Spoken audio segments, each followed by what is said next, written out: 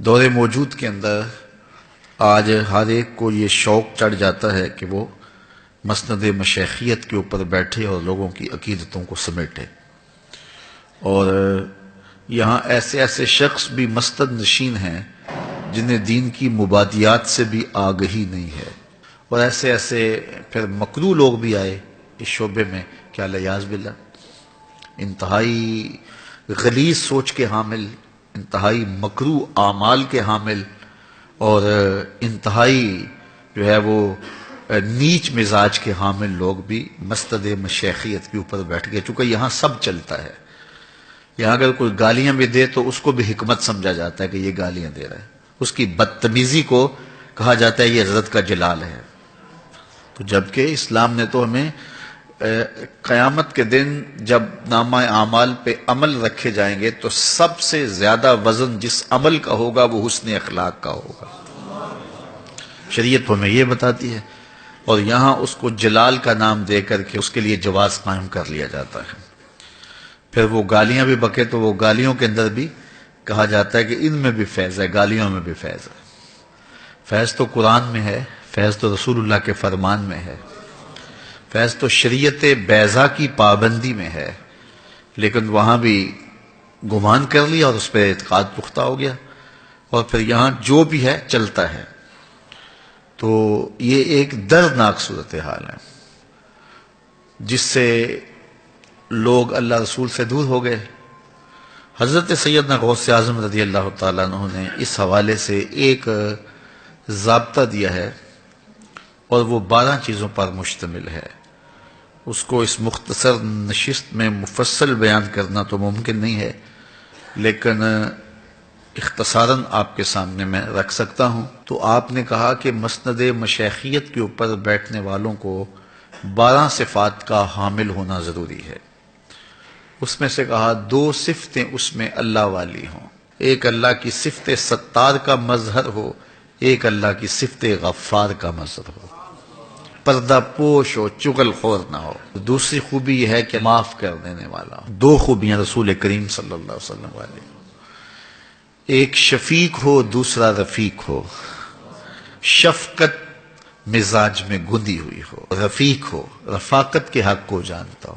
2 خوبیاں اس میں حضرت سیدنا صدیق اکبر والی ہوں، ایک صادق ہو، دوسرا مصدق ہو، یعنی سچا ہو اور سچ کی تصدیق کرنے والا ہو۔ 2 خوبیاں حضرت عمر رضی اللہ تعالی عنہ والے ہوں، ایک امر بالمعروف کرے، دوسرا نہی عن المنکر کرے، برائی سے منع کرنے والا اور نیکی کا حکم دینے والا۔ 2 خوبیاں حضرت عثمان غنی والی ہوں، رات کو تلاوت کرے، صبح اٹھ کے سخاوت کرے، شب زندہ دار ہو اور دن کو سخاوت کریں۔ حضرت غوث اعظم رضی اللہ تعالیٰ عنہ ایک مقام پہ فرماتے ہیں آدھا فقر بھوکوں کو کھانا کھلانا ہے اور ننگوں کو لباس دینا ہے، آدھی فقیری یہ ہے۔ 2 خوبیاں حضرت سیدنا علی المرتضی والی ہیں، ایک عالم ہو، دوسرا بہادر ہو۔ جاہل مسند مشیخیت کے اوپر بیٹھنے کے قابل نہیں ہے۔ دوسرا بہادر ہو، جرأت مند ہو، بات کرنے کی ہمت رکھتا ہو۔ حضرت غوث اعظم رضی اللہ تعالیٰ عنہ فرماتے ہیں اگر ان 12 خوبیوں کا حامل ہے تو وہ اس قابل ہے کہ وہ مسند مشیخیت کے اوپر بیٹھے۔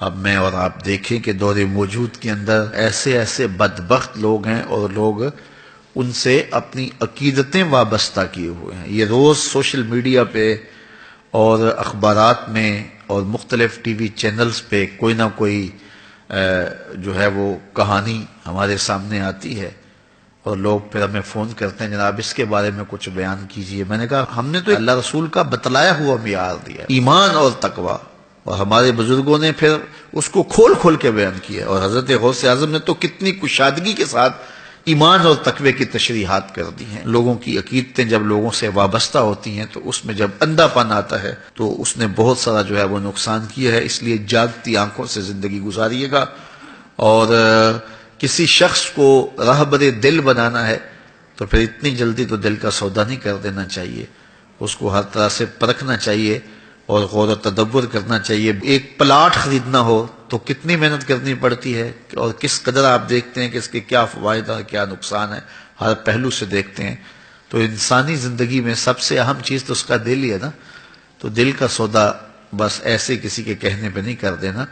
دل کا اطمینان اور اس میں وہ شرائط جو ہمارے مشائخ نے، ہمارے بزرگوں نے رکھی ہیں، بدرجہ اتم نہ صحیح لیکن اس کا عکس اور سایہ ضرور دکھائی دے. اللہ اپنا خاص کرم فضل ہم سب کے شامل حال فرمائے.